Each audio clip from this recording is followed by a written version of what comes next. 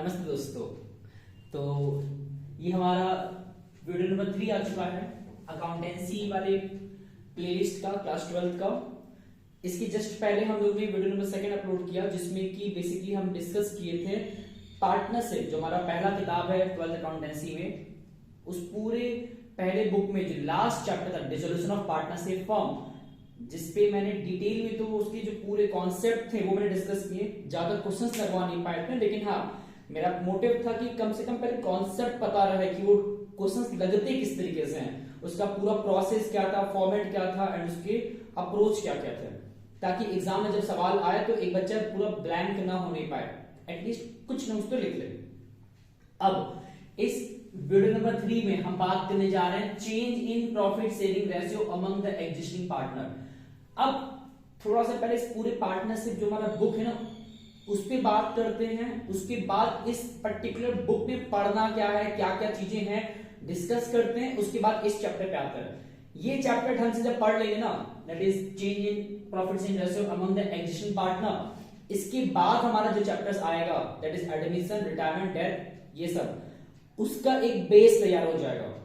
तो मैंने वहां सेलेक्टेड टॉपिक्स लिखे हुए हैं, तो वहां तक जाने से पहले और ज्यादा इसमें कुछ एक्स्ट्रा बात करने के बजाय सीधा टॉपिक पे आते हैं।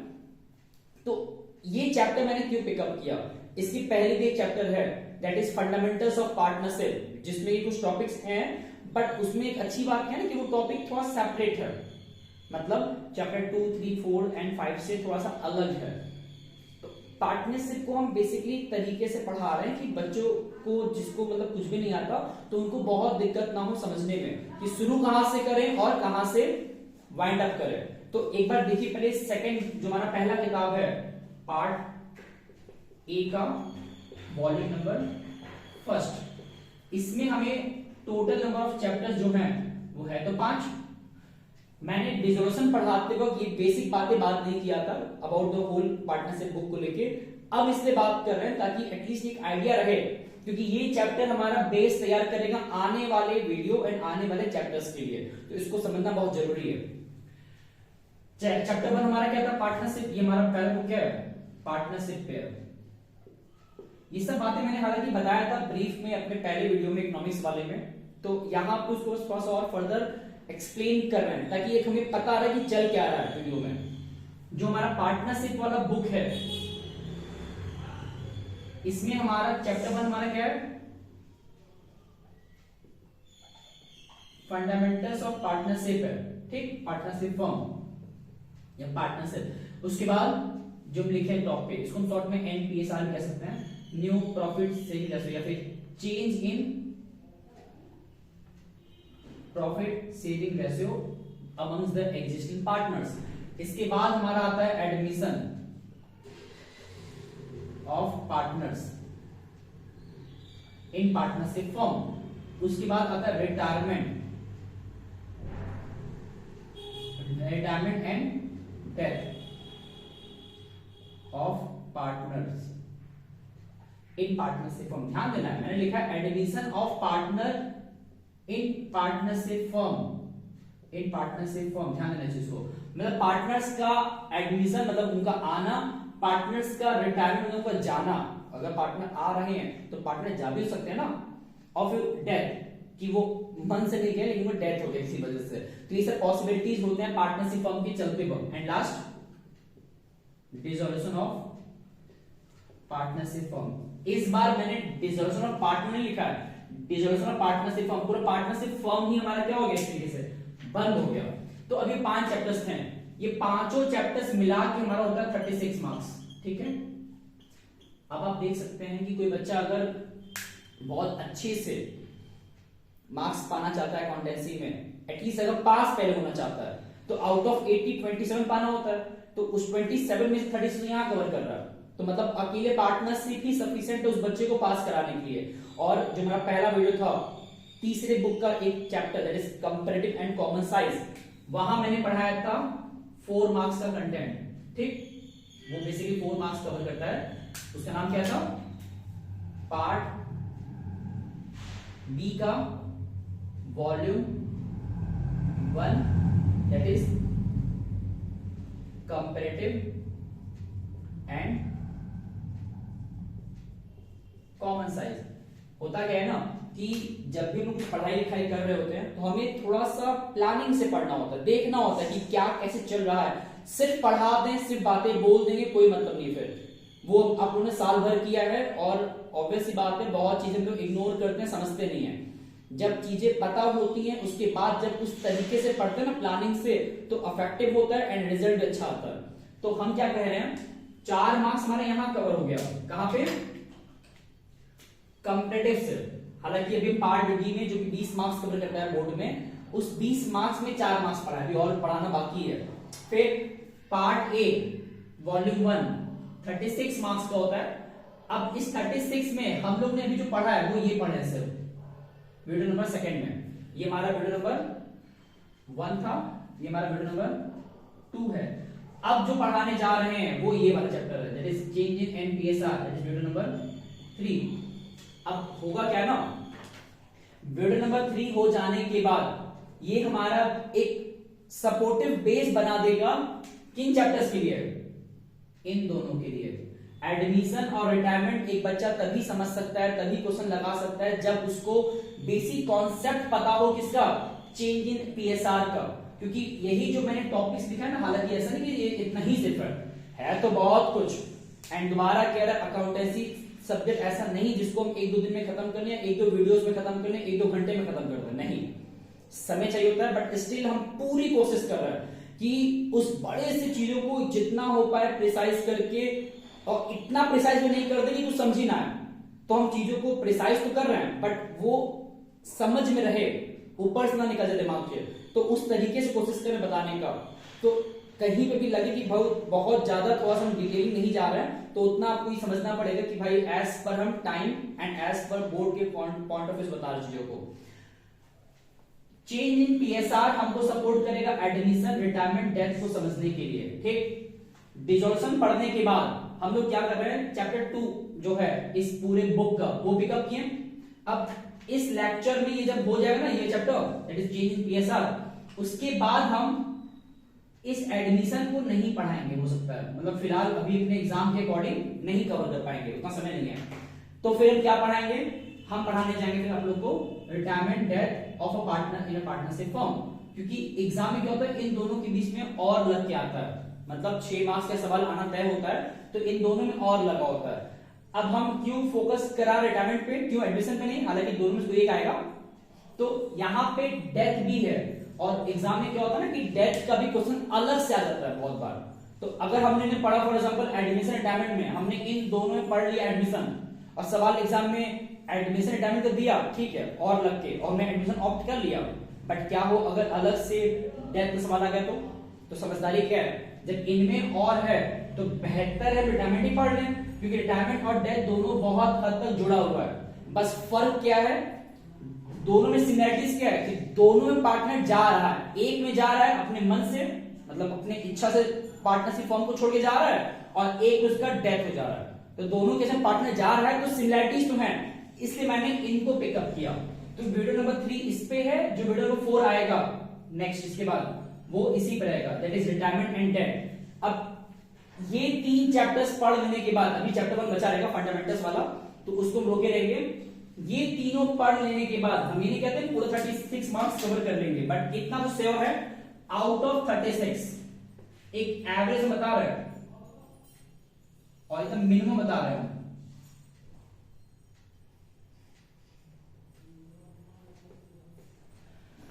चौबीस से 25 नंबर हमारा कवर हो जाएगा। इसको अगर कम करना है तो कर सकते हैं, मतलब इसको 22 से 24 कर लें, लेकिन इतना श्योर है कि भाई इन 2 चैप्टर्स मैंने एडमिशन कंप्लीट स्किप किया, तो एक तरीके से फंडामेंटल पढ़ाएंगे टाइम निकाल के, तो भी हम 36 में से 22 से 24 नंबर कवर हो जाएगा टोटल, जिसमें कि हमारा एनपीएसआर रहेगा, मतलब ये चैप्टर रहेगा, रिटायरमेंट एंड डेथ रहेगा, एंड उसके बाद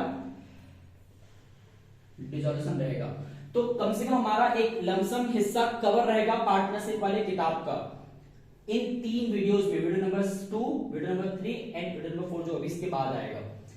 तो 20 से 22 24 से 20 से 24 जो मतलब 22 24 नंबर यहाँ पे एंड 4 नंबर यहाँ पे, तो मतलब हम लोग ने टोटल 4 वीडियोस में करीब करीब 25-26 नंबर कवर कर लेंगे। बट इतने से काम नहीं होगा, अभी हम कोशिश करेंगे जो दूसरा बुक है कंपनी वाला शेयर्स एंड डिबेंचर्स, वहां भी मूव करेंगे, ताकि एटलीस्ट एग्जाम में वो भी जो सवाल आएगा ना उसको मैं छोड़े ना, मतलब एग्जाम में जिसको बिल्कुल नहीं आता वो स्किप ना करे, वो उसको भी अटेम्प्ट करे एंड उसकी बेसिक अंडरस्टैंडिंग को अपने माइंड में रखा रहे। बट फिलहाल ये तो हमारा एक पूरा आइडिया हो गया कि हम लोग पढ़ कैसे रहे, चीजें चल कैसे रहा है। अब थोड़ा बात करते हैं अपने मेन हिस्से पे, अपने इस चैप्टर 2 के टॉपिक्स पे क्या क्या डिस्कस करने वाले हैं। सैक्रिफाइसिंग रेशियो, गुडविल कैसे कैलकुलेट करते हैं, गुडविल अपीयर्ड है तो उसका ट्रीटमेंट कैसे करते हैं, एंड बैलेंस शीट में अगर वेरियस रिजर्व्स एंड सरप्लसेस दिए तो उनका कैसे ट्रीटमेंट करते हैं। बट इन सब के पहले ही समझना पड़ेगा चैप्टर का जो नाम है इसका मतलब क्या है, change in profit sharing ratio among the existing partners.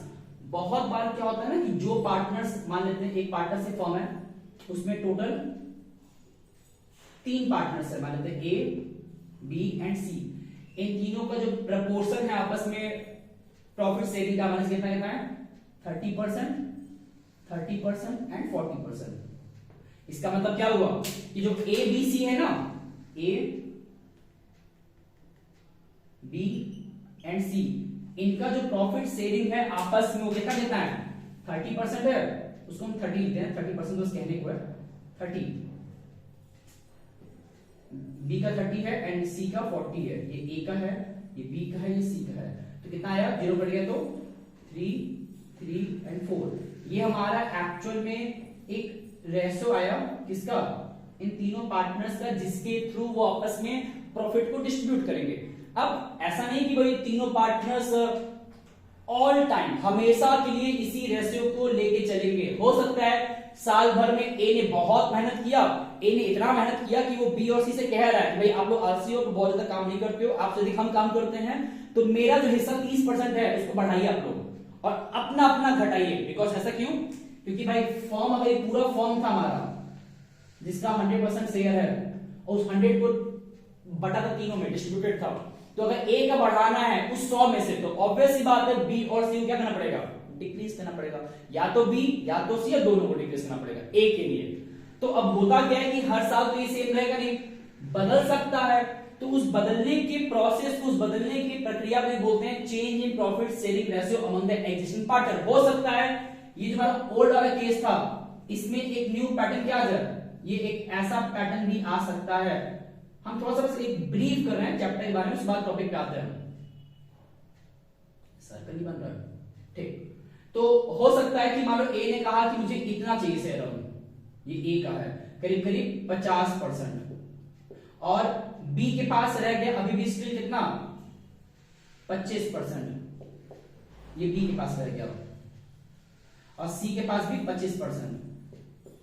मतलब हुआ क्या कि सी ने अपने 40% में से 15% दे दिया ए को, बी ने 30% में से 5% दे दिया ए को, तो उससे ए का 50 पहुंच गया, बी एंड सी का घट के 25-25 रह गया। ये मैंने अपने मन से किया, इसको अपने अकॉर्डिंग बदल सकते हैं। तो अब जो हमारा ए बी सी का रेशियो आएगा न्यू वाला, कितना आएगा, ए का रह गया कितना, ए का हो गया 50%, बी का 25% और सी का 25%, ये कट कितना आएगा 2:1:1, ये बस मैंने 25 से काटा है। तो ये हमारा क्या दिखाता है, ये हमारा ओल्ड रेशियो था, ये हमारा क्या आ गया न्यू रेशियो। अब आप लोग इस चीज को देख सकते हैं कि बिकॉज ऑफ सर्टेन फैक्टर्स, मैंने तो एग्जांपल दिया था कि ए बहुत ज्यादा मेहनत कर रहा है तो ए ने ज्यादा शेयर मांगने का डिमांड रख दिया, तो मैंने अपने मन से कहा और भी रीजंस हो सकते हैं शेयरिंग रेशियो बदलने के। हमारा मोटिव है रेशियो बदलने के बाद के प्रोसेस जानना, क्यों बदला उससे फर्क नहीं पड़ता, बदला तो उसके बाद क्या हो रहा है वो समझना है हमें। तो ये जो रेशियो बदल रहा है, इस रेशियो के बदलने से फर्म के अंदर बहुत सारे चेंजेस होते हैं, उन सारे चेंजेस का हमको रिकॉर्ड मेंटेन करना होता है, वही हमारा इस पूरे चैप्टर का कंक्लूजन है। और एक बात, इस चेंज के दौरान जो चेंज हो रहा है ना, ये जो चेंज हो रहा है बिटवीन द पार्टनर्स, क्या चेंज हो रहा है, उनका रेशियो। कौन सा रेशियो, प्रॉफिट शेयरिंग रेशियो। ये जो रेशियो चेंज हो रहा है बिटवीन द पार्टनर्स, इस चेंज के दौरान कुछ पार्टनर्स सैक्रिफाइस करते हैं, कुछ पार्टनर्स गेन करते हैं। गेन मतलब उस चेंज की वजह से उनको फायदा हो रहा है या सेक्रीफाइस मतलब उनको घाटा हो रहा है। जैसे अब इसी मैंने एग्जांपल की बात करें, ए को 30 से 50 हो गया तो ए ने क्या किया यहाँ पे, अगर ध्यान से देखा जाए यहाँ पे ए ने बेसिकली गेन किया, ठीक, बी ने क्या किया, सेक्रीफाइस किया, सी ने क्या किया, वो भी सेक्रीफाइस किया। क्लियर हो रहा है? ये मैंने भी सिंपल एग्जांपल लिया है कि because of change in ratio, ratio पहले 3:3:4 था, अब वो जो रेशियो है वो कितना हो गया 2:1:1। दैट मींस कि because of change in ratio some partners gain, some partners sacrifice, not lose, sacrifice ज्यादा अच्छा वर्ड है। तो ये जो एक तरीके चेंज हो रहा है, इसी चेंज को हमको समझना है प्रॉपर रिकॉर्डिंग के फॉर्मेट में। इसको थोड़ा सा और आगे बढ़ाते हैं। ये तो मैंने एग्जांपल दिया अपने पर्टिकुलर एक लेमैन लेवल पे, इसको कैसे समझेंगे अकाउंटिंग रिकॉर्ड लेवल पे समझते हैं। Because of change in ratio, कैसे, जो ओल्ड रेशियो था, ओल्ड रेशियो वो कितना था, मैंने वहां कितना था 3:3:4 और न्यू कितना था हमारे पास, न्यू रेशियो वो था हमारा, नीचे लिखा मैंने 2:1:1। अब इस चेंज की वजह से किसके बीच पहले है वो मेंशन करते हैं वरना कंफ्यूजन होगा। ये हमारा ए का है, ये बी का है, ये सी का है, ठीक है। तो इस चेंज की वजह से कौन गेन कर रहा है कौन सैक्रिफाइस कर रहा है ये जानना पड़ेगा। यहां पे तो फिगर में दिख रहा था कि भाई ए गेन कर रहा है, बी सैक्रिफाइस और सी सैक्रिफाइस। इसको सच में कैसे कैलकुलेट करें प्रॉपर न्यूमेरिकली अकाउंटिंग रिकॉर्ड के फॉर्म में कैसे कैलकुलेट करें, तो यहां मेरा वही पहला टॉपिक है जो इसको मैं स्टार्ट करने जा रहा है। इसका फॉर्मूला होता है, मतलब यहां पे कौन सैक्रिफाइस कर रहा है और कौन गेन कर रहा है, अगर कैलकुलेट करना है ऑफ पार्टनर्स तो पहले तो ये फॉर्मूला करना है। फॉर्मूला क्या होता है, ओल्ड रेशियो माइनस में न्यू रेशियो, ठीक। ये फॉर्मूला जो मैंने लिखा है ये एक्चुअल में सैक्रिफाइसिंग रेशियो निकालने का भी फॉर्मूला होता है। गेनिंग रेशियो निकालने का फॉर्मूला अलग होता है, जब पढ़ाएंगे रिटायरमेंट एंड डेथ तो वहां बताएंगे। फिलहाल एक फॉर्मूला याद रखना हम लोग को, ठीक। अब चेक करते हैं, अगर हम पहले ए का शेयर देखें कि ए सैक्रिफाइस किया गेन किया, तो ध्यान देना है यहां से ए का रेशियो कितना है 3 है और इन सब का टोटल कितना है 3 3 6 6 4 10, तो कितना ए का है 3/10, कितना बी का है 3/10 और कितना सी का है 4/10। यहां से ए कितना है 2/2 1 3 3 1 4 4, कितना ऐसे बी का है 1/4, कितना ऐसे सी का है 1/4। तो ऐसे देखना पड़ता है। तो जब ए का निकालेंगे तो ए का कितना हमारे पास ओल्ड है 3/10 और कितना हमारे पास का न्यू है ए का, ये लिखा हुआ है 2/4। अब यहां आता है बेसिक मैथमेटिक्स जो कि इतना आना चाहिए। इन दोनों का एलसीएम कितना आएगा 40 आएगा, तो यहां आएगा डिवाइड करने 4 4 3 जा 12, यहां आएगा 10 10 2 जा 20, कितना आया 8/40, बट ये माइनस में आएगा माइनस 8 आएगा। अब इतना मैथ हम मान के चले आप लोग आता होगा तो इतना थोड़ा कैलकुलेशन में ध्यान दीजिएगा कैसे हम कर रहे हैं। ये हमने अभी निकाला किसका ए का, अब निकालते हैं बी का, बी का शेयर। ए का कितना, बी का कितना है ओल्ड 3/10 और इसका न्यू कितना है 1/4, ऐसे 40 आएगा, यहां डिवाइड में 4 आएगा 4 3 12, ये आएगा 10 तो ऊपर 10 आएगा, तो ये आएगा 10 गड़बड़ हो गया ना, ये आएगा 10 नहीं सही तो है, ऊपर आएगा 2/40 गलती नहीं है ना, 4 4 3 12 10 10 2 जा 20 4 4 12 10, ठीक है। सी का निकालते हैं, तो सी का ओल्ड कितना है 4/10 और उसका न्यू कितना है 1/4, और ध्यान देना है 12 माइनस 10 प्लस में आएगा आंसर, ठीक है ना। यहां 40 आ गया तो 4 16 10 ये प्लस 6 आ रहा है। तो अब समझने की बात यहां पे है ना, हम इन सब बेसिक पे क्यों काम कर रहे हैं, क्योंकि ये बेसिक ही हमारे एग्जाम में 1 मार्क्स में भी आता है 2 मार्क्स में भी आता है, और जो क्वेश्चन बड़े मार्क्स से 6 मार्क्स के होते हैं उसमें भी एक हिस्सा रहता है, उस बड़े क्वेश्चन का एक पार्ट रहता है। तो अगर यही नहीं आता तो हम लोग शुरू भी नहीं कर पाएंगे, तो इतने भी काम तो करना पड़ेगा। अब मेन बात क्या है कि इसमें याद रखना है, सॉल्व करने पे जब आंसर माइनस में आता है तो उसको गेन कहते हैं। क्या कहते हैं? गेन। और अगर आंसर प्लस में आएगा तो उसको क्या बोलते हैं? सैक्रिफाइस। तो यहां पे माइनस है ना, दैट मींस हमारा क्या किया है? गेन किया है। ये दोनों प्लस प्लस में आया था, इसका मतलब ये लोग हमारे क्या किए हैं? सैक्रिफाइस किए हैं। ठीक, मतलब फॉर्म में इस चेंजेस की वजह से ए गेन कर रहा है, बी और सी सैक्रिफाइस कर रहे हैं, इतने इतने फ्रैक्शनल पोर्शन से। ये फ्रैक्शनल वैल्यू है। अब ये तो हमने निकालना सीख लिया कि अगर हमारा रेशियो बदलता है तो कौन गेन कर रहा है, कौन सैक्रिफाइस, इस तरीके से निकालते हैं। अब इस चेंज के निकालने से होगा क्या? हमने क्यों यहां पे सैक्रिफाइसिंग, गेनिंग, कौन कितना कर रहा है निकाला। कारण क्या है ना कि इस चेंज की वजह से फर्म के अंदर जो मेन चीजें हैं, जैसे कोई रिजर्व सरप्लस है, कोई गुडविल है, या कोई हमारा एग्जिस्टिंग प्रॉफिट लॉस का अमाउंट का कुछ भी, उसमें भी चेंज हो जाता है। और उस चेंज का इफेक्ट हमको पार्टनर्स के नाम के या उनका जो कैपिटल अकाउंट है उसमें दिखाना होता है। अभी थोड़ा सा टिपिकल होगा अपने बात, इतना जो मैंने लंबा बातें बोला इसको प्रिसाइज करते हैं। होता क्या है ना कि गुडविल से शुरुआत करते हैं। उस चेंज की वजह से जो गुडविल है, जो कि हम उसको वैल्यू मतलब ये कैलकुलेट करेंगे, यहां पे क्यों वैल्यू आ गया? क्योंकि गुडविल दो टाइप्स का होता है।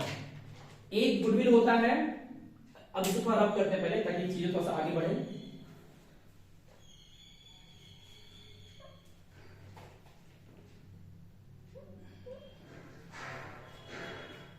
अब समझिए इस बात को, गुडविल बेसिकली दो टाइप्स का होता है।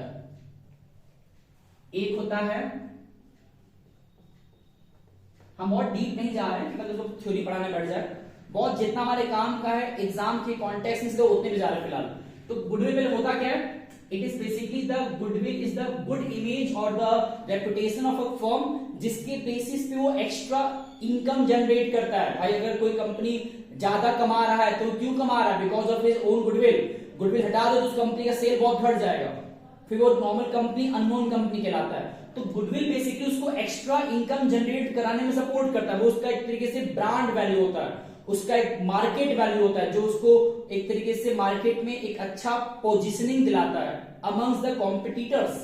तो अब सवाल है कि वो जो गुडविल है वो दो टाइप्स का हो सकता है। या तो परचेज होगा, जो उसने बाहर से खरीदा है, हमने गुडविल खरीद भी सकते हैं दूसरे कंपनी से थ्रू, या दूसरा सेल्फ जनरेटेड।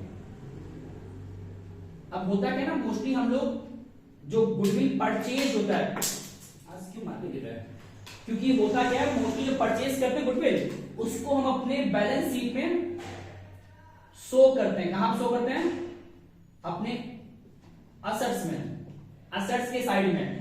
पर जो सेल्फ जनरेटेड होता है वो हम बेसिकली नहीं दिखाते हैं बैलेंस शीट में, लेकिन जब भी जरूरत पड़ता है, चीजें बदल रही होती हैं, चेंज हो रही होती हैं, तो हमको अपने सेल्फ जनरेटेड गुडविल को इवेल्युएट करना होता है। इसको वैल्यू भी कह सकते हैं, वैल्यूएशन करना। और ये जो वैल्यूएशन है ये इंपॉर्टेंट है, क्योंकि अगर बैलेंस शीट में अपीयर्ड है, अपीयर्ड, तो ये तो बड़ा सिंपल, इसमें बहुत दिमाग लगाना नहीं, इसमें दिमाग ये करेंगे जब हम पढ़ाएंगे ये वाला point, that is point number 4, तो वहां बताएंगे कि अपीयर उसका क्या कॉन्सेप्ट क्या है। लेकिन फिलहाल हम बात इस पे करने जा रहे हैं कि अगर हमको गुडविल को वैल्यूड करना है, भाई ऑब्वियस सी बात है, जब भी चेंजेस होता है किसमें? प्रॉफिट शेयरिंग रेशियो में, तो उस सिचुएशन में हमें गुडविल को वैल्यूड करना होता है, देखना होता है कि उस चेंज के टाइम पे अब फर्म का गुडविल मार्केट में कितना चल रहा है। और एक बात और, वैल्यूएशन करने के बाद ये जो हमारा गेन और सैक्रिफाइस निकालने का अप्रोच था वो काम आता है। चलिए काम पहले करते हैं, वैल्यूएशन कैसे करेंगे वो बताते हैं। मान लेते हैं क्वेश्चन में वैल्यूड का जो अमाउंट है गुडविल का, वैल्यूड का अमाउंट वो क्वेश्चन में गिवन दिया हुआ है, ठीक है, गिवन नहीं मतलब यहां बात करते हैं, वैल्यूड का जो अमाउंट है वो क्वेश्चन में गिवन दिया हुआ है।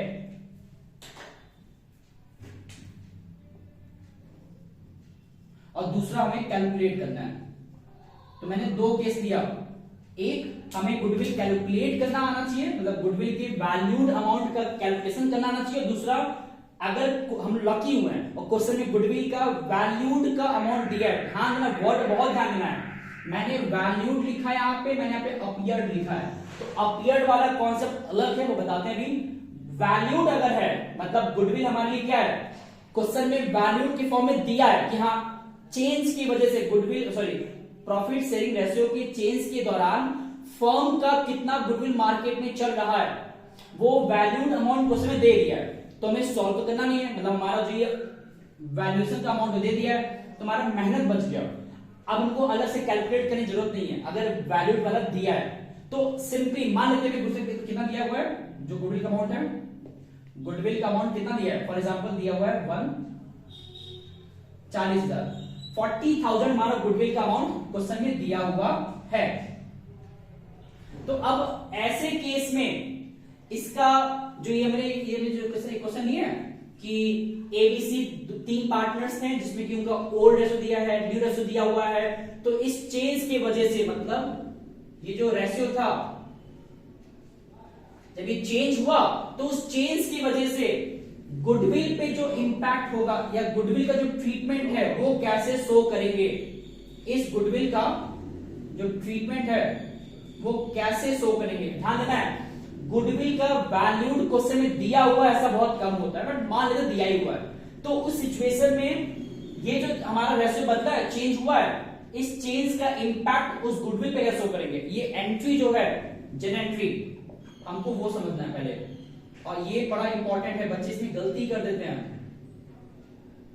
पहली बात तो ये हमको ये जानना पड़ेगा कि इस 40,000 का हमको देखना पड़ेगा कि ए पे, बी पे और सी पे कितने का इंपैक्ट हो रहा है।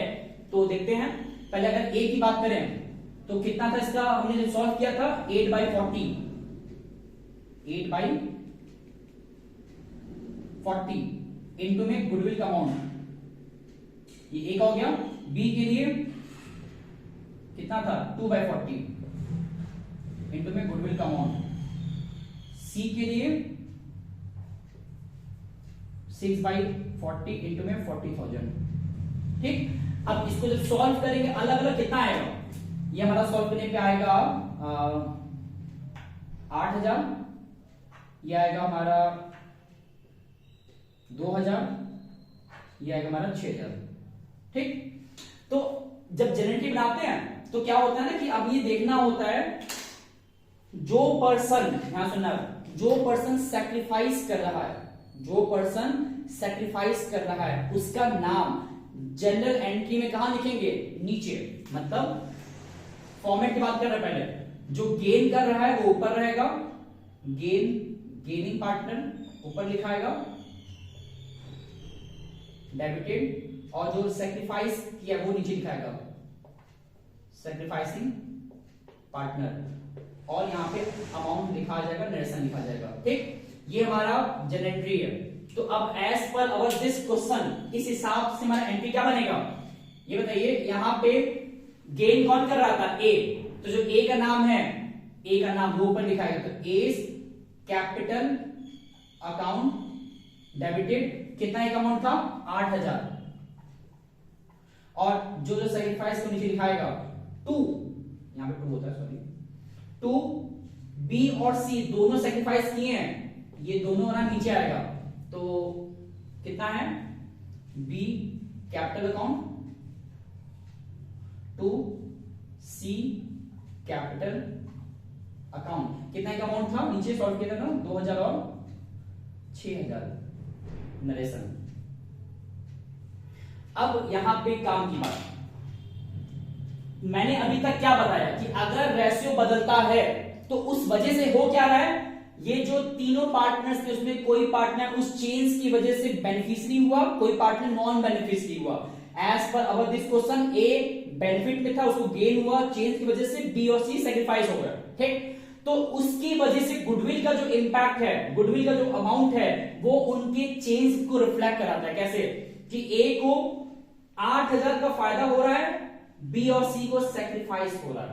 ठीक, ये हमारा एंट्री था, बट इसमें हम लोग ने क्या किया था, गुडविल के वैल्यूड का अमाउंट मैंने जानबूझ के गिवन ले लिया कि भाई ये चलो दिया हुआ है, बट एग्जाम में गिवन दिया रहे ऐसा नहीं होता, इसीलिए हमको गुडविल का जो वैल्यूड का अमाउंट है उसको कैलकुलेट करना होता है। अभी तक जितना बातें मैंने बताया ये तुम्हारा पूरा बेसिक कॉन्सेप्ट था। अब जो कैलकुलेट करने की बात है वो हमारा पॉइंट नंबर 2 है कि how goodwill can be calculated. Valued goodwill का अमाउंट कैसे कैलकुलेट करते हैं, इसका बहुत से मेथड्स हैं, 4 मेथड हमारे बुक में दिया हुआ है। Average profit method, weightage profit method, weightage average profit method, super profit method and last में कैपिटलाइजेशन मेथड, जिसमें 2 आता है, average profit capitalisation method, super profit capitalisation method. तुम्हें इतना मेथड्स जानना है। एग्जाम में क्या होगा ना कि इन सभी में से हो सकता है एक या 2 एग्जाम में आ जाए, फिर ना भी देखा जाएगा। तो हमें कम से कम मेथड्स के फॉर्मूला तो पता होना चाहिए। तो पहले इतने में काम करते हैं, ठीक।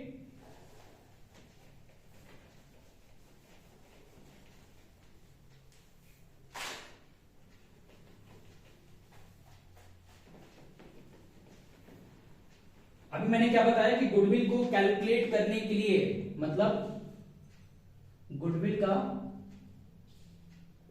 अगर मैं कैलकुलेशन करना है वैल्यूड गुडविल का, हमें कैलकुलेट करना है, तो इसके लिए हमारे पास कितने मेथड्स हैं। टोटल वहां मैंने लिखा है, अब नहीं दिखा तो यहां बता देते हैं। हमारे पास टोटल कितने मेथड्स हैं, एक है एवरेज प्रॉफिट मेथड, उसके बाद सुपर प्रॉफिट मेथड, उसके बाद कैपिटलाइजेशन मेथड, जिसमें 2 आते हैं, average profit capitalisation method, super profit capitalisation method, and last हमारा चौथा क्या आता है, weightage average profit method. Okay, तो अब हमें इस सभी के फॉर्मूलास पे समझना पड़ेगा। शुरुआत करते हैं पहले वाले से, क्या लिखा हुआ है, एवरेज प्रॉफिट मेथड। इस मेथड के थ्रू अगर हम गुडविल कैलकुलेट करते हैं, ध्यान देना ये सब जितने गुडविल के वैल्यू कैलकुलेट कर रहे हैं ये सब की सब क्या कहलाता है, वैल्यूड, ना कि एक तरीके से हमारा अपीयर्ड तो बैलेंस शीट में दिया रहता है बना बनाया, बट ये वैल्यूड मतलब हम लोग देखते हैं कि आज प्रेजेंट में हमारे गुडविल का क्या वैल्यू है एज पर अवर डेटा जो हम रिकॉर्ड करके बैठे होते हैं। तो गुडविल कैसे कैलकुलेट करते हैं, फॉर्मूला होता है। फॉर्मूला क्या होता है,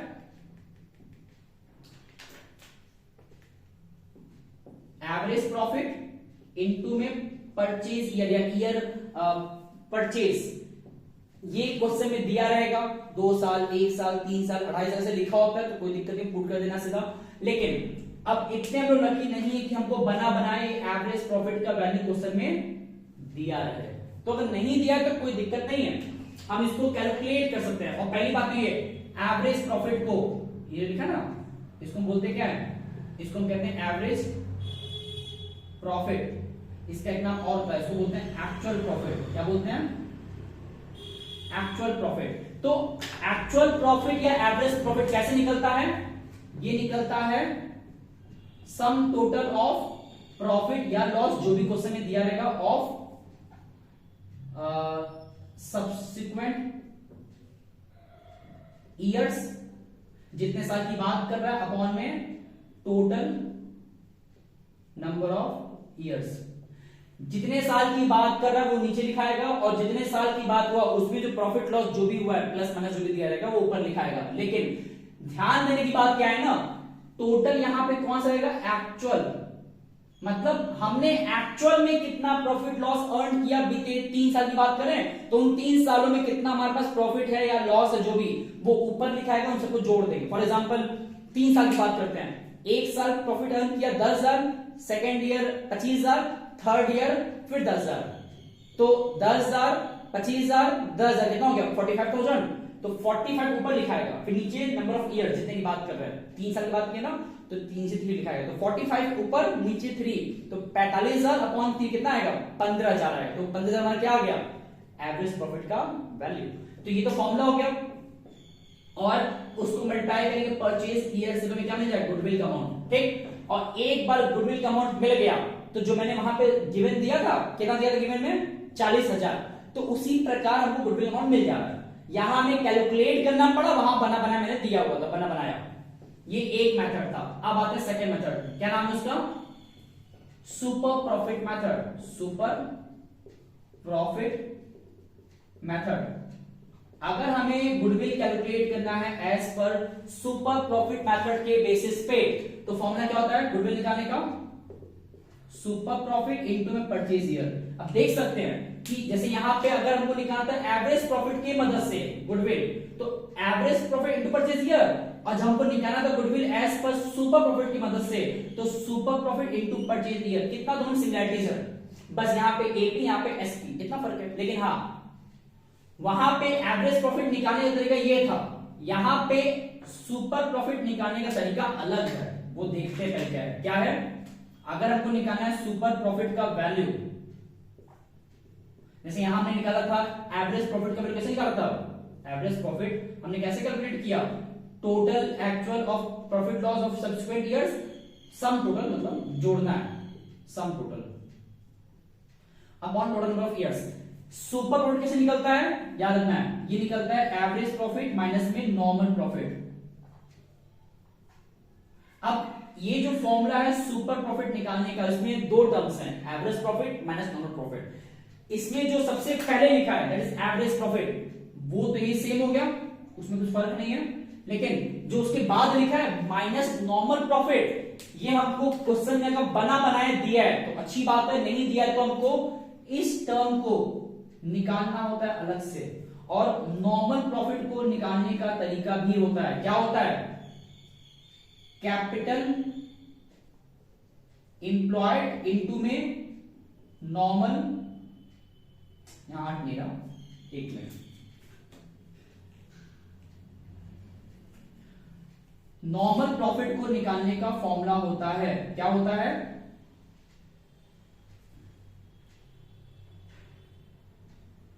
कैपिटल एम्प्लॉयड इनटू में normal rate of return upon में 100। हमें एग्जाम में क्या होगा ना कि ये जो फॉर्मूला है इसके तहत हमको यहाँ पे normal rate of return question दिया रहेगा, 10%, 15%, 20%, कुछ भी दे सकता है। तो जो दिया रहेगा पुट कर देंगे, सिंपल। लेकिन ये तो दिया रहेगा, ठीक है, बट हमें क्वेश्चन में कैपिटल एम्प्लॉयड भी दिया रहा है, ये जरूरी नहीं है। तो अगर ये नहीं दिया है तो कैसे कैलकुलेट करेंगे फिर? अब ये समझना पड़ेगा, जिन लोगों ने तीसरी किताब पढ़ी है, थर्ड बुक, तो उसमें कैपिटल एम्प्लॉयड को एक नाम से और बोलते हैं, इसका एक नाम और क्या होता है? Net assets. क्या होता है? Net assets. और इसको कैलकुलेट करने के दो तरीके हैं, वो दो तरीके हैं, मतलब कैपिटल एम्प्लॉयड अगर दिया है तो ठीक, कोई बात नहीं दिया है तो इसको भी निकालने का दो तरीका है। पहला, इसको हम, यहां स्पेस नहीं है, कैपिटल एम्प्लॉयड को हम निकाल सकते दो तरीके से। पहला क्या है? इसको हम कहते हैं शेयर होल्डर्स फंड्स, जिसमें कि दो तीन चीजें आता है। क्या क्या आता है? Share capital plus reserve surplus, ठीक है। इन दोनों को जोड़ के भी हम कैपिटल एम्प्लॉयड पा सकते हैं, ठीक है। मतलब मैंने क्या बोला? कैपिटल एम्प्लॉयड को ऐसे भी निकाला जाता है। तो capital employed, net assets, shareholders fund सब एक बराबर है। उसके बाद कैपिटल एम्प्लॉयड को एक तरीके से और निकाल सकते हैं, वो क्या है? टोटल असेट्स माइनस में total long term liabilities.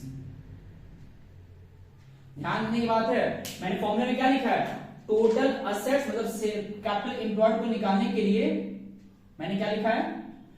Total assets minus में टोटल लॉन्ग टर्म लायबिलिटीज। अब होता क्या है ना कि टोटल असेट्स में क्या क्या आता है? इसमें दो चीज आते हैं, इसमें आता है नॉन करंट असेट्स और करंट असेट्स, ठीक।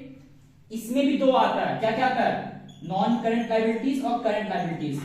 तो एक तरीके से इन दोनों को माइनस करा के हम कैपिटल एम्प्लॉयड पास देखो, इतना टिपिकलिटीज नहीं जाना है, बस ये समझना है कि ये दो फॉर्मूला हमारे पास है कैपिटल एम्प्लॉयड को निकालने का। हम चाहे इसको और कॉम्प्लिकेट कर सकते हैं, बट उतना में जाना नहीं है, बस ये समझना है कैपिटल एम्प्लॉयड ऐसे निकलेगा।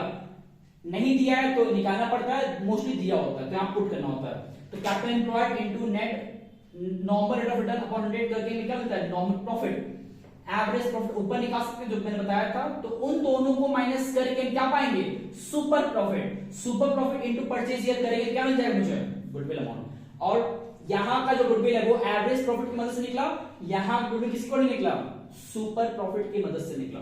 अब आते हैं तीसरा, वहां मैंने क्या लिखा है, कैपिटलाइजेशन मेथड। कैपिटलाइजेशन मेथड, इसमें क्या है, दो मेथड्स है, एक है बाय एवरेज प्रॉफिट और एक है by super profit. Super profit capitalisation method, but पहले एक पे टिकते हैं। तो अगर हमको गुडविल निकालना है by capitalisation of average profit, तो इसका फॉर्मूला होता है, फॉर्मूला क्या होता है, फॉर्मूला होता है इसका capitalised value of average profit minus capital employed. बस ये दो ही टर्म्स का माइनस करके हम डायरेक्टली गुडविल पा सकते हैं। दोबारा सुनिए मैंने क्या बोला है, अगर हमें गुडविल कैलकुलेट करना है, देखिए गुडविल हर मेथड में अलग आता है, हर कंपनी इंडिपेंडेंट है, वो किसी भी मेथड को अडॉप्ट कर सकता है गुडविल को कैलकुलेट करने के लिए। हो सकता है हम कह रहे हैं भाई मुझे गुडविल निकालना है इस मेथड से, तो हम फ्री हैं। कोई दूसरा कंपनी कह रहा है गुडविल निकालना है इस मेथड से, वो निकाल सकता है। तो जो जिस मेथड से चूज करता है उसका गुडविल अमाउंट अलग आ सकता है, तो वो उसकी इच्छा है। क्वेश्चन में लिखा होता है कि गुडविल निकालना है बाय कैपिटलाइजेशन मेथड, तो अगर ये मेथड मेंशन किया है तो उसमें ही मेंशन करेगा कि बाय विच अप्रोच, तो वहां लिख दिया बाय एवरेज प्रॉफिट अप्रोच, तो उसमें कैसे करते हैं, capitalised value of average profit minus capital employed. ये जो हमने सिखाया था कैपिटल एम्प्लॉयड कैसे निकालते हैं, यही सेम वर्ड यहां लिखा है। तो मतलब जो यहां था वो यहां पे भी तो सेम हो गया, जो नीचे था उसमें कोई दिक्कत नहीं है। अब इस फॉर्मूले में एक नया टर्म आ गया, capitalised value of average profit. अब ये कैसे निकालते हैं तो ये सीखना पड़ेगा, क्योंकि इसको निकालना पड़ेगा। और इसको कैसे निकालते हैं, इसको निकालते हैं इस तरीके से, एवरेज प्रॉफिट जो हमने यहां निकालना सीखा था इनटू में 100 अपॉन में normal rate of return. Question में नॉर्मल रेट ऑफ रिटर्न जो दिया था वो यहां पुट करना होता है, तो ये जो NRR है वो यहां पुट हो जाएगा। एवरेज प्रॉफिट तुमने हम लोग ने यहां निकालना सिखाई है, वही सेम चीज है, ठीक, तो वहां पुट हो जाएगा। ध्यान देना है एवरेज प्रॉफिट का जो वैल्यू यहां निकलेगा वो यहां पुट करना है, और इसको सॉल्व करके ये पाते हैं capitalised value of average profit, उसको माइनस करना होता है कैपिटल एम्प्लॉयड में से, जो हमने यहां सीखा कैसे निकालते हैं। बस दो तरीके से निकालने के, या तो ऐसे निकालें या फिर ऐसे निकालें, और माइनस करा के जो मिलेगा वो हमारा कहलाएगा गुडविल अमाउंट। बट वो गुडविल अमाउंट कौन से कहलाएगा, by capitalisation of average profit की मदद से। चौथा मेथड जो कि लास्ट है, सेकंड लास्ट सॉरी है, ये एवरेज प्रॉफिट था, नेक्स्ट क्या है, बाय सुपर प्रॉफिट। तो इसके थ्रू अगर निकालते हैं गुडविल का अमाउंट बाय सुपर प्रॉफिट, तो इसका फॉर्मूला बड़ा सिंपल है। जो भी हमने निकाला सुपर प्रॉफिट, ये निकाला ये वाला यहां पे, ये जो प्रॉफिट हमने निकाला सुपर प्रॉफिट माइनस करा के average profit minus normal profit करके हमने क्या पाया, सुपर प्रॉफिट ना, इसी वैल्यू यहां सीधा पुट कर देना है इनटू में 100 अपॉन में NRR, बस इतना सर। कुछ बच्चों को दिमाग नहीं चल रहा हो सर यहाँ पे आप जो लिखे actual average actual profit loss, तो बुक में क्या होता है ना कि बहुत सारे एडजस्टमेंट दिए हैं कि उसमें कहीं कहीं पे हमको उस एक्चुअल प्रॉफिट तक पहुंचने के लिए हमें बहुत बार क्या कहते हैं उसको, एबनॉर्मल गेन है तो माइनस करना होता है, एबनॉर्मल इनकम है तो प्लस करना होता है, या फिर और क्या था इसमें कि हमारा क्लोजिंग स्टॉक अगर बढ़ रहा है तो माइनस करना होता है, घट रहा है तो प्लस करना होता है, ओपनिंग स्टॉक बढ़ रहा है तो प्लस करना होता है, घट रहा है तो माइनस करना होता है। ऐसे बहुत से हैं, हम उतना डीप में इसलिए नहीं जा रहे बिकॉज वो चीजें क्या है ना, चीजें कॉम्प्लिकेट करते हैं। जो बिल्कुल नहीं जानते चीजों को तो उनके लिए चीजें ही अपने आप में बहुत पहाड़ है, अगर वो भी जोड़ देंगे तो चीजें कॉम्प्लिकेट ज्यादा हो जाएगा।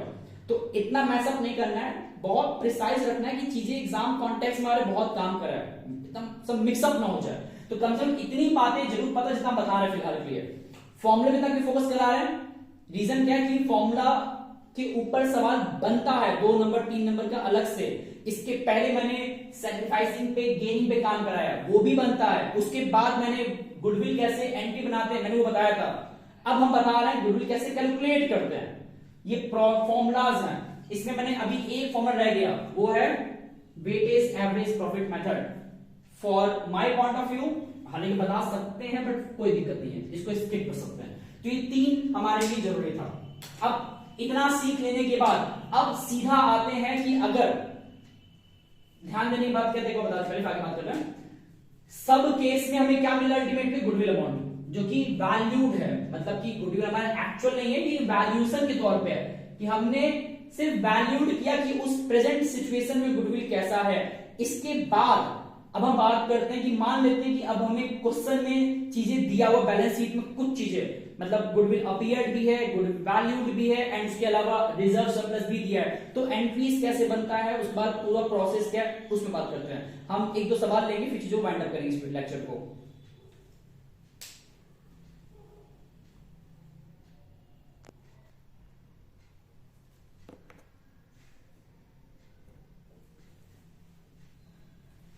ओके, तो नाउ मैंने यहाँ पे 2 सवाल लिया हुआ है, अब एक यहां और एक यहां। इन दोनों क्वेश्चंस के बेसिस पे हम कुछ वो बेसिक बातें बताना चाहते हैं जो बहुत काम का है न्यूमेरिकल कॉन्टेक्स्ट में। पहली चीज तो ये मैंने जो सवाल लिया ये हमारे गुडविल की कैलकुलेशन के टाइम पे जो हमारे पास बहुत से फॉर्मूलाज अभी डिस्कस किए कुछ देर पहले, उस पे ये सवाल है जहां पे हमारे पास प्रॉफिट का अमाउंट दिया हुआ है 5 सालों का, 17, 18, 19, 20, 21 का 80,000, 1 लाख, 2 लाख, 1.5 लाख एंड 2,70,000। ठीक, कैपिटल एम्प्लॉयड दे दिया है तो हमें अलग से निकालने की जरूरत नहीं है। नॉर्मल रेट ऑफ रिटर्न दे दिया है 20%, ठीक है। ये सारे सवाल 2 नंबर 1 नंबर में आते हैं, इसलिए इसको डिस्कस करा रहे हैं। अब होगा क्या ना, यहाँ पे हमें सबसे पहला क्या निकालना है, इसको अगर एबीसी कर लें फिलहाल के लिए, एबीसी 3 चीज निकालना है। तो सबसे पहला हमें क्या निकालना है, गुडविल का अमाउंट बाय एवरेज प्रॉफिट। तो ऑब्वियस सी बात है एवरेज प्रॉफिट का फॉर्मूला क्या होता है, अगर गुडविल निकालना है एवरेज प्रॉफिट की मदद से तो एवरेज प्रॉफिट इनटू में परचेज ईयर, फॉर्मूला था जो डिस्कस भी किए हैं। तो हमारे पास एवरेज प्रॉफिट निकालना पड़ेगा और फॉर्मूला क्या होता है इसका, सम ऑफ ऑल द प्रॉफिट। कितना हमारे पास है 80,000, 1 लाख, 2 लाख प्लस 1,50,000 प्लस 2,70,000 और कितने साल हमारे पास है 5 साल। ठीक, ये हमारा फॉर्मूला है एवरेज प्रॉफिट को निकालने का। फिर इनटू परचेज ईयर उसमें दे दिया कितना 3, सॉल्व करें तो 80, 10, 1 80, 1 80, 2 कितना हो जाएगा हमारा, ये हमारा सॉल्व करने पे आएगा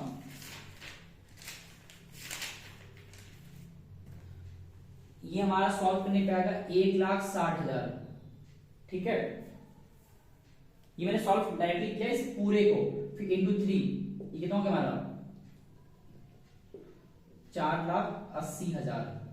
ये हमारा गुडविल का अमाउंट आया बाय एवरेज प्रॉफिट मेथड। थोड़ा डायरेक्टली मैंने किया है, ध्यान देना इस चीज को। नेक्स्ट हमारा निकालना था again goodwill but by super profit method. ये हमारा किसके थ्रू निकला है, बाय एवरेज प्रॉफिट मेथड। अब निकाला जा रहा है सुपर प्रॉफिट मेथड के बेसिस पे गुडविल का अमाउंट। फॉर्मूला क्या था, सुपर प्रॉफिट इनटू में परचेज ईयर। ठीक, और इस फॉर्मूले में जो ऊपर लिखा होता है सुपर प्रॉफिट, ये कैसे निकलता है मैंने बताया था अभी, क्या फॉर्मूला था इसका, एवरेज प्रॉफिट माइनस में नॉर्मल प्रॉफिट, है ना, फिर इनटू परचेज ईयर तो है ही। इसमें एवरेज प्रॉफिट हम ऊपर निकाला है, कितना निकाला हमने ऊपर 5 लाख, सॉरी 1,60,000। ये हमारा किसका निकला था, एवरेज प्रॉफिट का वैल्यू। आप पुट कर सकते हैं directly, same on right, because information same है। माइनस नॉर्मल प्रॉफिट फॉर्मूला क्या होता है, बताया था मैंने, कैपिटल एम्प्लॉयड इनटू में रेट अपॉन में 100 फॉर्मूला था ना। तो हमारे पास कैपिटल एम्प्लॉयड उसमें दे दिया कितना 5 लाख, तो 5 लाख इनटू में रेट अपॉन रेट दिया 20%, तो 20 अपॉन में 100। अब इसको जब सॉल्व करेंगे ये हमारा कितना आएगा सॉल्व करने पे, ये हमारा पूरा सॉल्व करने पे देखिए ये कटेगा तो आएगा 5 1, तो यहाँ 1 लाख आया, यहाँ लिखा है 1,60,000, तो 1,60,000 माइनस 1 लाख कितना आएगा ये आएगा 60,000 इंटू यहाँ इंटू परचेज लिखा, तो इसमें परचेज कितना दिया हुआ है 3, तो ये सॉल्व करने कितना आया 1,80,000, ये हमारा गुडविल अमाउंट आ गया बाय सुपर प्रॉफिट मेथड। अब तीसरा सी पार्ट हमको निकालना है goodwill again by capitalisation of super profit method, मतलब हमको सुपर प्रॉफिट के कैपिटलाइज्ड वैल्यू के बेसिस पे गुडविल निकालना है। तो इसका भी मैंने बताया था फॉर्मूला जो बहुत सिंपल वाला था, that is super profit into में 100 अपॉन में normal rate of return. Super profit हमारे पास ऊपर हमने कैलकुलेट किया है, कहां गया भाई, अब देखिए ये गड़बड़ है, मैंने थोड़ा सा कैलकुलेशन डायरेक्टली किया था तो ध्यान देना पड़ेगा। ये जो मैंने सॉल्व किया था इन दोनों को माइनस करा के वो था वैल्यू सुपर प्रॉफिट का, इन दोनों का वैल्यू अलग अलग, इसका था 1,60,000, इसका था 1 लाख, दोनों माइनस किए तो ये जो आया था 60,000, ये हमारा एक्चुअल में सुपर प्रॉफिट का तो वैल्यू है, तो वहां पुट करते हैं, तो 60,000 इंटू में 100 अपॉन में नॉर्मल रेट ऑफ रिटर्न कितना हमारे पास था 20, ये आएगा 5, तो 60,000 इंटू 5 कितना होता है 3 लाख। कैलकुलेशन देख लीजिएगा, क्या पता गलती हो जाए, बट ठीक है। तो ये हमारा तीनों तरीका था, इसे मैंने जो जो क्वेश्चन था वो बेसिकली बुक से कंसीडर किया, बट ठीक है, ये फॉर्मूले को बताने के सफिशिएंट है। अब फॉर्मूला याद होना चाहिए किसी कीमत पे, बहुत इंपॉर्टेंट है। उसके बाद अब आते हैं एक और कॉन्सेप्ट पे, और इस कॉन्सेप्ट पे जाने से पहले एक बहुत इंपॉर्टेंट बात, अच्छा चलिए पहले उसको बताने से पहले काम कर लेते हैं। यहाँ पे क्या मैंने क्वेश्चन लिया है, 3 पार्टनर है एक्स वाई जेड, जिनका की पहले दैट इज ओल्ड रेशियो मैंने कितना लिखा हुआ है 1:1 दैट इज इक्वली था, फिर जो न्यू रेशियो है कितना हो गया 2:3:5, तो जाहिर सी बात है चेंज अगर हुआ है तो इसका मतलब है कि इस चेंज की वजह से या तो कोई पार्टनर गेन किया है, कोई पार्टनर लूज किया है, सैक्रिफाइस किया है, तो कौन गेन कौन सैक्रिफाइस किया है चेक कैसे करेंगे, मैंने बताया था सिंपली सैक्रिफाइस कौन कर रहा है या गेन कौन कर रहा है, हम उसको कैलकुलेट कर सकते हैं, जान सकते हैं कैसे। फॉर्मूला क्या था, ओल्ड रेशियो माइनस में न्यू रेशियो, ठीक। तो चेक करते हैं, और ध्यान देना जब माइनस करेंगे ना दोनों को, तो जब माइनस करने पे कोई अगर वैल्यू नेगेटिव में आता है तो मतलब वो गेन किया है, और अगर कोई वैल्यू प्लस में आता है तो मतलब वो सैक्रिफाइस किया है। अरे मैंने उल्टा लिख दिया, प्लस वाला गेन होगा और माइनस वाला सैक्रिफाइस रहेगा। इसके पहले जो मैंने बताया सुबह वहां पे देख लीजिएगा कि प्लस गेन रहता है माइनस सैक्रिफाइस रहता है, ठीक है, ध्यान देना है। ओके, अब यहां पे एक मिनट इसमें देख लिया,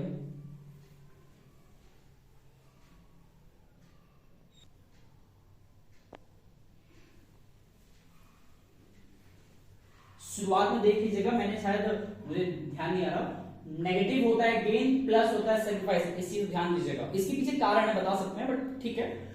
अब यहां पे चेक कैसे करेंगे कि कौन गेन कौन सैक्रिफाइस किया है, तो अगर पहले एक्स की बात करें, एक्स का, तो एक्स का शेयर था कितना, ओल्ड की बात कर रहे हैं, ओल्ड यहाँ पे 1/3 था, और इसका न्यू कितना है 2/2 3 5 5 5 10, सॉल्व करते हैं 30 आएगा, ये आएगा 10, ऊपर 10 आएगा, ये आएगा 3, इसमें कैसे निकालना है 30 को डिवाइड किए 3 से और फिर ऊपर मल्टीप्लाई किए, 30 डिवाइड किए 10 से 3 आएगा, फिर ऊपर मल्टीप्लाई किए 3 से 6 हो जाएगा।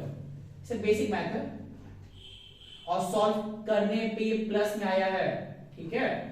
फिर y का निकालते हैं इसी प्रकार, y का था 1/3 माइनस में इसका था 3/10, तो 30 10 3 9, ये भी प्लस में आ रहा है। फिर z का निकालते हैं, तो 1/3 माइनस में 5/10, तो 30 आएगा इसका एलसीएम, ये आएगा 10, ये आएगा 3, तो ऊपर आएगा 15, तो आएगा -5 में 30।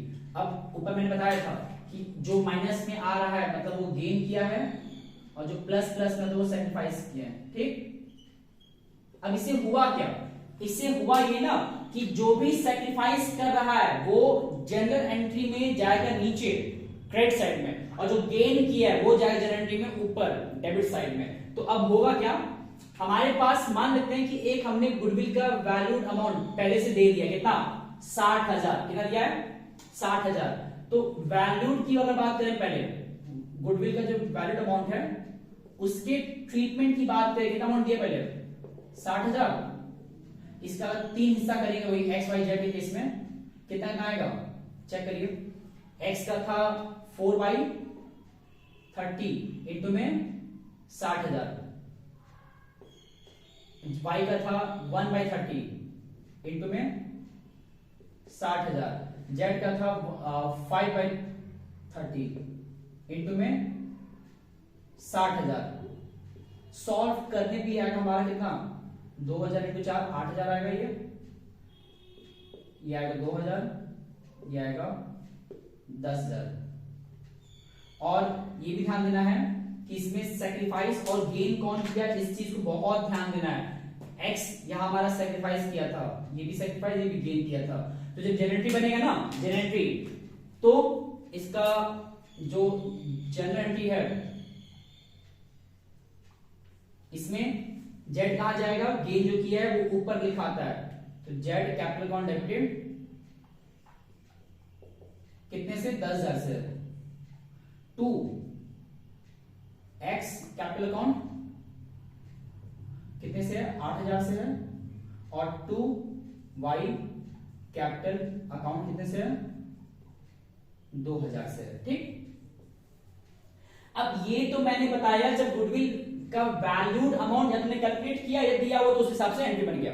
लेकिन अब आते हैं सबसे मेन टॉपिक पे कि अगर गुडविल अपीयर्ड है, और सिर्फ गुडविल क्यों, गुडविल के साथ साथ बहुत सारे रिजर्व सरप्लस या अदर चीजें भी दिया जा सकता है। मतलब ये सब तो रहेगा, जितनी बातें मैंने अभी तक बताया ये सब कुछ रहेगा, इसके साथ कुछ चीजें और दे सकता है, जोड़ देगा। तो क्या क्या देगा अब था उसके बात करते हैं कि इसके अलावा हमें और क्या कॉम्प्लिकेशन के तौर पे ऐड करके देता है।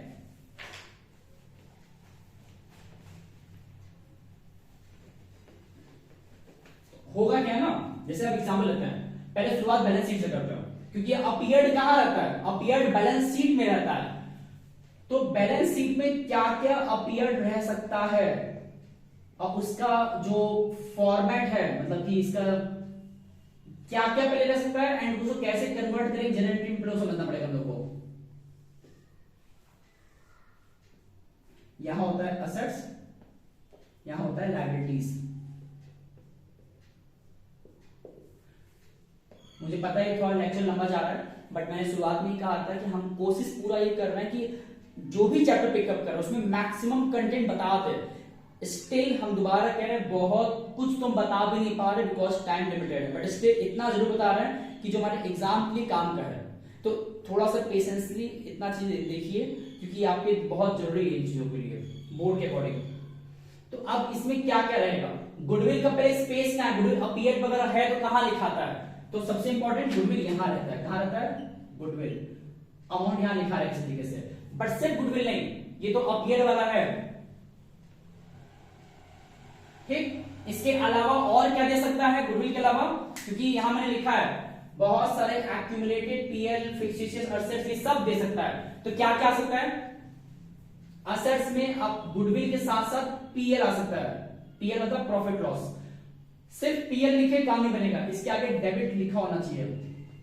हालांकि तो अगर वो एसेट्स में है तो ऑटोमेटिकली डेबिट ही है, या अगर बाहर भी लिखा है बट लिखा कि पीएल अपीयर्ड और पीएल के बाद डेबिट लिखा है, पीएल बगल में डेबिट लिखा है फिर अपीयर्ड लिखा है, तो इसका मतलब वो एसेट्स में ही है मान लिया जाता है। उसके अलावा और क्या आता है, डिफर्ड रेवेन्यू एक्सपेंडिचर, और क्या आता है एडवर्टीजमेंट सस्पेंस अकाउंट। इतना ही मोस्टली हमारा एसेट्स वाले जगह पे दिया होता है, लायबिलिटीज वाले साइड पे दिया होता है। क्या दिया होता है यहाँ पे भी, सबसे पहला यहाँ पे आता है बट यहाँ पे डेबिट, यहाँ पे क्रेडिट। और क्या होता है इसमें, वर्कमैन कंपेंसेशन फंड्स और इन्वेस्टमेंट फ्लक्चुएशन फंड्स, और क्या आ सकता है इसमें जनरल रिजर्व्स।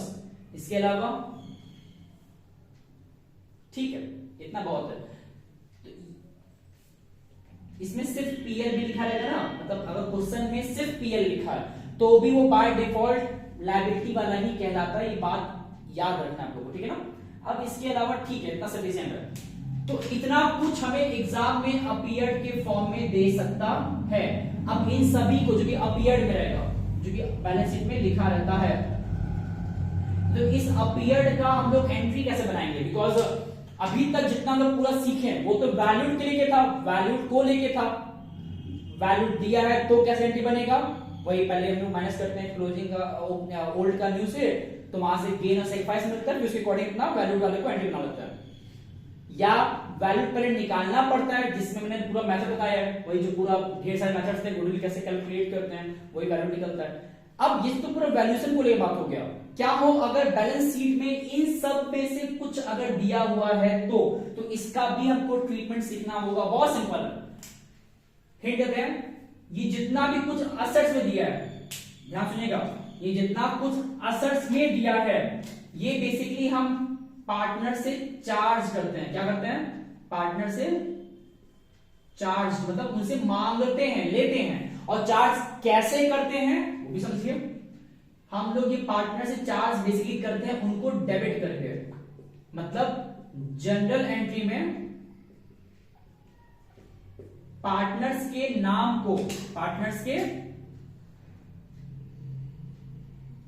नेम को, नेम मतलब नाम, तो जो भी अकाउंट नाम है उनके नाम को डेबिट करते हैं, तब जाके वो डिस्ट्रीब्यूट होता है। ठीक है, डिस्ट्रीब्यूशन की बात कर रहे हैं कि कैसे डिस्ट्रीब्यूट करते हैं। उसी प्रकार अब ये जो है ये पूरा, इसको भी हम बेसिकली पार्टनर्स में डिस्ट्रीब्यूट कैसे करते हैं, उनको प्रोवाइड करके, नॉट चार्ज करके, ध्यान देना, प्रोवाइड मतलब उनको देना है इस बार।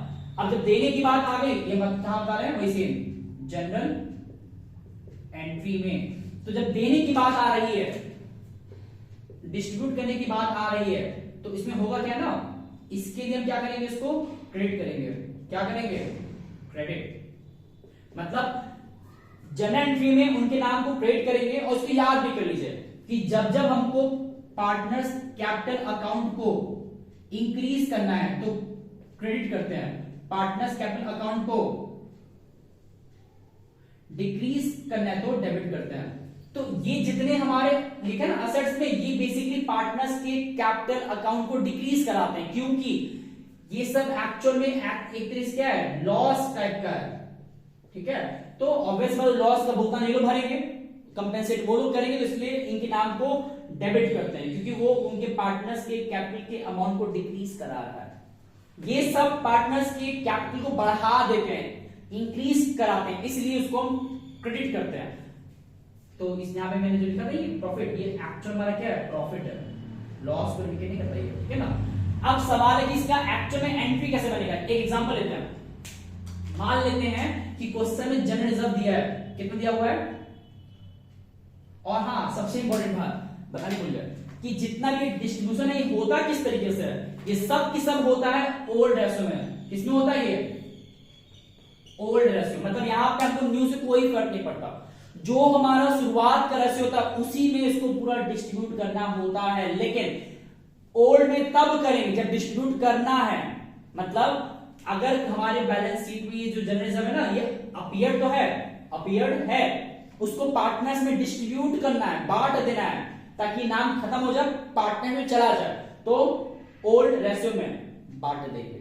लेकिन क्या हो अगर उसको हम डिस्ट्रीब्यूट नहीं करना चाहते हैं, मतलब उसको बांटना नहीं चाहते हैं, तब क्या होगा, तब जो हमने वो सीखा था वैल्यूड वाले केस में कि गुडविल वैल्यूड है, उसे कैसे डिस्ट्रीब्यूट कर रहे थे कि पहले हम लोग सैक्रिफाइसिंग एंड गेनिंग देख लेते हैं, उसके बाद जो भी उसका वैल्यूड का अमाउंट था गुडविल का, उसको हम उस रेस्पेक्टिव रेशियो से मल्टीप्लाई करके अमाउंट पा लेते हैं, जो भी मैंने निकाला था कितना था, 10,000 था, 8,000 था एंड आई थिंक 2,000 था।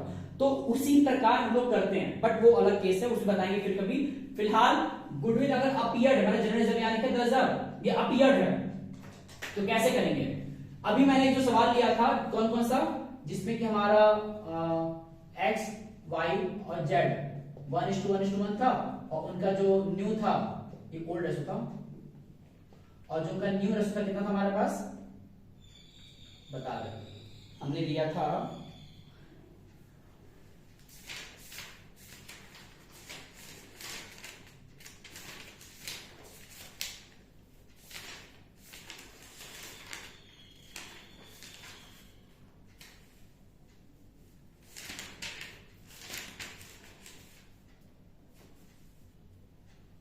221 नहीं, कहाँ चला गया?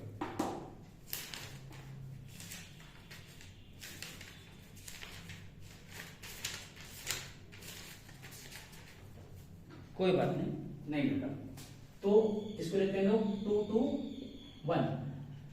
अब इस पर्टिकुलर दो केस में, एक तो ओल्ड रेशियो, एक हमारा न्यू रेशियो, तो ऐसे केस में अगर मान लेते हैं कि हमारा एक जनरल जब अपीयर है 10,000 का, तो इसका जो जनरल एंट्री होगा, जनरल एंट्री डायरेक्टली अगर अपीयर्ड है हमारा क्या, एक जनरल रिजर्व, तो जो उसका जनरल एंट्री है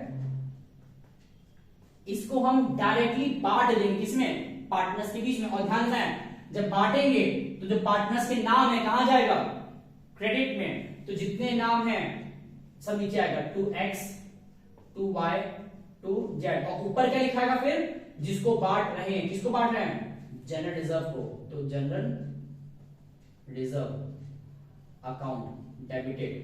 कितना अमाउंट जनरल रिजर्व का था हमारे पास, 10,000, इसको 9,000 कर लेते, ज्यादा चलेगा, 9,000। तो जब बांटेंगे तो ये किसमें डिस्ट्रीब्यूट होगा, ओल्ड रेशियो में। तो हमारे पास ओल्ड रेशियो में कितना था, 1:1, तो 9,000 का हमको करना है 1/3 और 1/3, कितना आएगा, 3,000 और 3,000। ओके, ये हमारा जनरल एंट्री का बेसिक।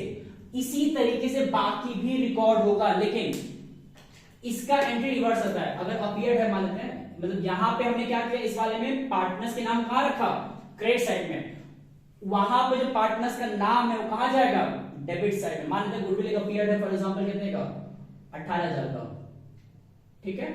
तो अब यहां पे जब बांटेंगे तो जो पार्टनर्स के नाम थे वो कहां जाएगा, डेबिट में, तो ऐसे लिखाएगा, x debited, y debited, z debited to goodwill जो कि अपीयर्ड है, ठीक है, ऐसे मेंशन कर सकते हैं अपने कन्वीनियंस के लिए। अब वही सेम चीज हमको उस 18,000 को, जो हमारा गुडविल अपीयर्ड था, कितना इसका अमाउंट था हमारे क्वेश्चन में, वहां पे 18,000 लिखा है ना, ठीक है। तो जब इसको बांटेंगे किसमें, सेम चीज ओल्ड रेशियो में, तो इसका हमें करना पड़ेगा 1/3 और 1/3, कितना आएगा, 6,000 और 18,000। ये तब करते हैं जब हमको सिंपली उसको बांट देना है, डिस्ट्रीब्यूट कर देना है। क्या हो अगर क्वेश्चन में लिखा हो कि डिस्ट्रीब्यूट नहीं करना है, मतलब इस चेंज के बावजूद, मतलब ये जो रेशो बदल रहा है, चेंज के बावजूद, उसके मतलब होने के बाद भी वो जो 18,000 है वो वहां पे रहना चाहिए, उसको डिस्ट्रीब्यूट नहीं करना है। तो ऐसे केस में जो ट्रीटमेंट है वो सीखने में हमारा टॉपिक वाइंड अप हो जाएगा आज का। तो अब समझते हैं इसमें कैसे होगा। अगर हमको उस पर्टिकुलर गुडविल, जनरल रिजर्व, कुछ भी हो सकता है, किसी को डिस्ट्रीब्यूट नहीं करना है। अगर करना है तो इस तरीके से करेंगे। मैंने यहाँ पे जनरल रिजर्व लिया है, यहाँ पे 1 2 3 4 और भी चीजें थे, सब ऐसे डिस्ट्रीब्यूट हो जाएगा। मैंने यहाँ पे गुडविल अपीयर्ड लिया है, उसी प्रकार ये सब हो जाएगा। लेकिन क्या हो अगर हमको अपीयर्ड जो था उसको अभी भी रहने देना है, बांटना नहीं है, तब कैसे करेंगे? सिंपल, पहले देखते हैं कि इसमें से कौन गेन और कौन सैक्रिफाइस किया है। तो कितना एक्स हमारे पास था, मतलब कौन सैक्रिफाइस कर रहा है और कौन गेन कर रहा है, क्या चेक कर ले। तो एक्स का था ओल्ड 1/3 और न्यू था 2/5, ये था ना। थोड़ा डायरेक्ट सॉल्व करते हैं। ये आएगा 15, ये आएगा 5, ये आएगा 3, तो 3 6 आएगा। तो ये सॉल्व करने कितना आया, -1/15 माइनस में आया। तो माइनस क्या इंडिकेट कर रहा है, यहां माइनस इंडिकेट कर रहा है कि वो पर्सन जो है ना वो क्या किया है, माइनस का मतलब कि वो पर्सन हमारा गेन किया है। क्या किया है, गेन किया है। एक्स का हो गया, वाई का निकाले इस प्रकार 1/3 - 2/5 दोनों सेम है, तो सॉल्व करने में सेम ही आएगा, -15 आएगा। ये भी हमारा गेन किया। जेड का निकाले तो 1/3 माइनस में 1/5 15 आएगा, 5 - 3 2/15 ये प्लस में आएगा, तो इसका मतलब आ रहा क्या कर रहा है, गेन, ये सेक्रीफाइस किया है। मैंने बताया था कि जो माइनस में आ रहा है तो मतलब वो गेन, और जो प्लस में आ रहा है तो मतलब वो सेक्रीफाइस। अब होगा क्या ना कि अगर क्वेश्चन में लिखा हुआ है, क्या लिखा हुआ है कि हमें गुडविल को जो अपीयर्ड है उसको एज इट इज रहने देना है, उसको डिस्ट्रीब्यूट नहीं करना। अगर डिस्ट्रीब्यूट करना था तो ये करेंगे, डिस्ट्रीब्यूट नहीं करना है तो ये निकालने के बाद उस गुडविल के अमाउंट को, जो मैंने 58 या 15 कर देते हैं फिलहाल अपने कैलकुलेशन सिंपल करने के लिए, तो गुडविल हमारे पास अगर मान लेते हैं अपीयर्ड है कितना 15,000, तो पहले तो उस 15,000 का जो हमने निकाला गेन सेक्रीफाइस वो कर लेते हैं, x का y का अलग अलग। तो x का y का और z का कितना आएगा 15,000 इंटू में कितना x का था 115 था, 15,000 इंटू में 1/15, 15,000 इंटू में 2/15। थोड़ा छोटा लिखा है, ध्यान से बात को सुनिए कम से कम। ये सॉल्व करने पे आएगा 1,000, हम डायरेक्ट बताते हैं, ये सॉल्व करने पे आएगा 1,000, ये आएगा सॉल्व करने 2,000। ठीक, अब इसमें से हमारा कौन गेन या कौन सेक्रीफाइस किया था उसको थोड़ा सा रिकॉल करा दें। x एंड y गेन किए थे एंड z सेक्रीफाइस किया था। तो थोड़ा रिकॉल के लिए मैंने बताया था शुरुआत में ही कि एंट्री क्या होता है सेक्रीफाइस और गेन के लिए, गेन डेबिट में जाएगा, सेक्रीफाइस नीचे आएगा। तो एंट्री क्या होगा हमारा x कैपिटल अकाउंट डेबिटेड, जो गेन के ऊपर आएगा ना debited, y capital account debited to z capital account, कितने से 1,000, 1,000, 2,000। ठीक, अब मेन हम बताना ये चाह रहे थे ना कि एग्जाम में क्या होता है, बहुत बार देखा गया है कि इसी तरीके से कंडीशंस दे देता है कि मतलब गुडविल अपीयर्ड है, उसको बांटना भी है तो ऐसे बांटेंगे, नहीं बांटना है लेकिन चेंज को कंसिडर करना है, तो ये चेंज हुआ रेशो में उसको भी कंसिडर करना था, तो चेंज क्या हुआ वो देख लें, गेन सेक्रीफाइस, उसके बाद उस गुडविल के अमाउंट का उस चेंज के थ्रू मल्टीप्लाई करा के अमाउंट पा लेते हैं, जो यहाँ 1,000, 2,000 मिला, फिर उसको एज पर जो फॉर्मेट था कि गेन ऊपर लिखाएगा सेक्रीफाइस नीचे लिखाएगा, वहां पुट करके सॉल्व हो गया। ये मैंने अभी से बताया एक के लिए, बैलेंस शीट में अपीयर्ड के तौर पे बहुत कुछ और भी दे सकता था, जैसे मैंने क्या क्या लिखा हुआ है, जैसे यहां मैंने लिखा है ना कि गुडविल दे सकता था, पीएल दे सकता था, deferred revenue expenditure, advertisement, suspense account and और भी तमाम चीजें थी। तो हम लोग ने चैप्टर 2 इतना डिटेल में इसीलिए पढ़ा कि ये बेस तैयार किया हमारा चैप्टर नंबर नेक्स्ट के लिए। अब वो एडमिशन नहीं रहेगा, हम क्या बताएंगे, रिटायरमेंट एंड डेथ, ये हो जाएगा। उसके बाद हम कोशिश करेंगे या तो फंडामेंटल पढ़ाने का या शिफ्ट कर जाएंगे अपने कंपनी पे। तो वीडियो नंबर 3 जो है अभी का हम लोग का, वो एनपीएसआर को बहुत अच्छे लेवल पे कवर किया। वीडियो लंबा गया है बट अप्रोच बहुत सारे थे, चीजें कॉम्प्लेक्सिटीज के फॉर्म में भी, अगर जो बच्चा पहली बार पढ़ा है तो उसको थोड़ा टफ लगा हो, क्योंकि एक साथ इतना कंटेंट बांध चल गया, लिख के पढ़ना है, दोबारा कह रहे हैं और चीजों को 2-3 बार देखना है। एंड इतना भी अगर क्लियर है ना, एग्जाम में कुछ भी आएगा तो एक बच्चा कर तो लेगा। एंड बिलीव मी, क्वेश्चन ज्यादा इससे बियॉन्ड हार्ड नहीं आता है, बुक में बहुत कुछ है मुझे पता है, उतना बताया भी जा सकता है, लेकिन टाइम का कमी है। तो पहले इतने पे काम करना है, जो बातें आज हम बताए हैं थोड़ा सा लंबा था मुझे पता है। अब जो इसके बाद हम पढ़ेंगे रिटायरमेंट एंड डेथ, वो भी इंपॉर्टेंट चैप्टर में से एक है, बिकॉज वहां सवाल आना ही आना है, 6 नंबर या फिर 2-3 नंबर के भी। तो ये पढ़ लेते हैं, उसके बाद मतलब वीडियो नंबर ये तीसरा था, video number 4 retirement and death पे रहेगा। उसके बाद हम मूव करेंगे कंपनी पे, वहां पे शेयर्स एंड डिबेंचर्स है। मेरा पूरा फोकस रहेगा कि पहले हम शेयर्स पढ़ा दें एक अच्छे लेवल तक, उसमें हो सके 2 वीडियो ले लें हम, फिर डिबेंचर भी डिस्कस कर लें।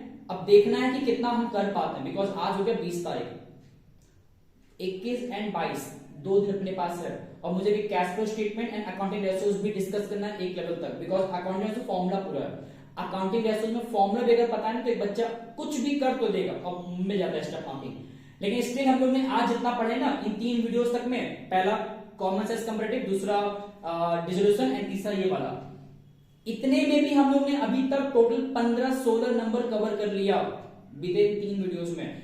आने वाले 3-4 वीडियोस जो हम कर पाएंगे 22 तारीख तक, उसको कवर करके हम 35-40 मार्क्स तक पहुंचाना चाहते हैं, ताकि जो बच्चा अकाउंटेंसी कुछ भी नहीं पढ़ाता उसके लिए इतना तो सपोर्ट रहे कि वो एग्जाम में लिखने के काबिल बन जाए, क्योंकि मुझे पता है, मैंने बहुत से ऐसे बच्चों को देखा है जिसको सच में अकाउंटेंसी में बहुत बेसिक बात तक नहीं पता, उनको ये तक नहीं पता कि माइनस कैसे करते हैं, उनको ये तक नहीं आता वो कैसे एलसीएम लेते हैं।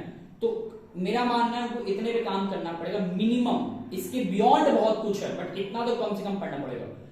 ये हमारा वीडियो नंबर 3 था, थोड़ा लंबा चला गया, बट नेक्स्ट वीडियो जब मिलेंगे तो हो सकता है वो भी थोड़ा लंबा जाए। थोड़ा सा पेशेंट के साथ पूरी बातों को ध्यान से सुनना है, दोबारा देखना है, तिबारा देखना है, लिख के पढ़ना है, एंड बुक देखिए, बट पहले इतना पढ़ने के बाद। एंड आखिरी बात, कोशिश करिए अपने दोस्तों तक इन चीजों को पहुंचाइए, क्योंकि अकाउंटेंसी अपने आप में बहुत इंपॉर्टेंट सब्जेक्ट है, हार्ड भी है, अपने आप से पढ़ने बहुत मुश्किल होता है बच्चों को। तो अगर उन तक ये बातें पहुंच जाए तो क्या पता उनका भला हो जाए। अगर ये 10 स्कूल के बच्चे भी देख रहे हैं ना, एक बच्चा भी अपने स्कूल के फ्रेंड्स में सर्कुलेट करता है और 10 स्कूल बच्चे सर्कुलेट कर देते हैं, तो बहुत दोस्तों तक पहुंचेगा, उनका ही बेनिफिट है, मेरा ऐसा बेनिफिट कुछ भी नहीं है, ठीक है। तो ये ध्यान देना है। एंड आखिरी चीज एक और बताना, जो मैंने बताया था लास्ट वीडियो में भी, जिन बच्चों को पीडीएफ चाहिए हर चैप्टर के क्वेश्चंस का, जो मैंने बहुत सिलेक्टेड प्रिसाइजली सेलेक्ट किया हुआ है हर चैप्टर का, वो मुझसे कांटेक्ट कर सकते हैं, उनको हम प्रोवाइड कर देंगे। नंबर इसको ढंग से नोट कर लीजिए, 7080322308। अंगेज सर, मुझसे बहुत से बच्चों ने कांटेक्ट करके मांगा भी है, तो मैंने उनको दिया है। हम चाहेंगे कि जिनको थोड़ा ज्यादा पढ़ना है वो थोड़ा सा हमसे पीडीएफ लेके और चीजें डिस्कस करें, लेकिन कम से कम इतना पहले पढ़े। तो चलिए मिलते हैं नेक्स्ट वीडियो में, आज के लिए इतना बहुत है। धन्यवाद एंड नमस्ते।